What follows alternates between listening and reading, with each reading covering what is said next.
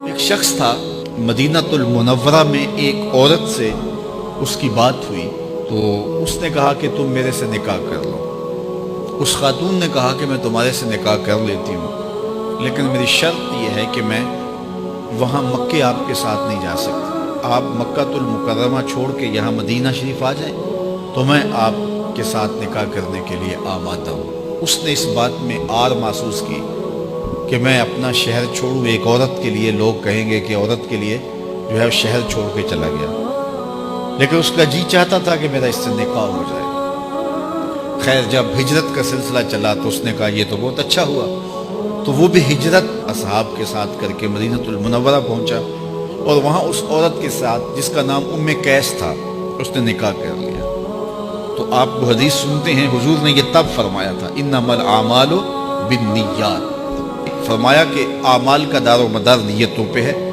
جس نے اللہ اس کے رسول کے لیے ہجرت کی، اس کی ہجرت اللہ اور اس کے رسول کے لیے ہے۔ جس نے دنیا کے لیے کی، اس کی ہجرت دنیا کے لیے۔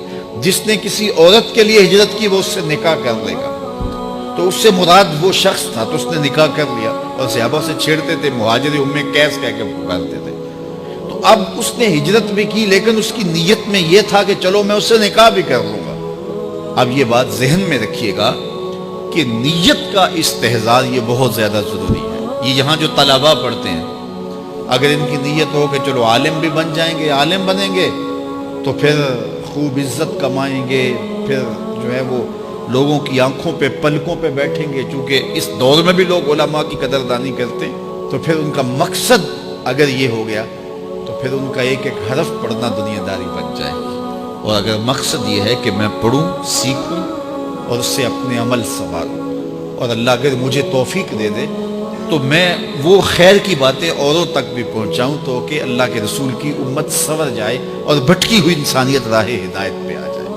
تو یہ نیت میں اگر شامل کر لیا تو باقی روٹی پانی تو بند نہیں ہوگا، عزتیں بھی نصیب ہوگی، لیکن مقصود ان چیزوں کا نہیں ہے۔ مقصود اللہ اور اس کے رسول کی رضا کو حاصل کرنا ہے۔ اچھی بات دوسروں تک پہنچانا صدقہ جاریہ ہے۔ ویڈیو زیادہ سے زیادہ شیئر کیجیے۔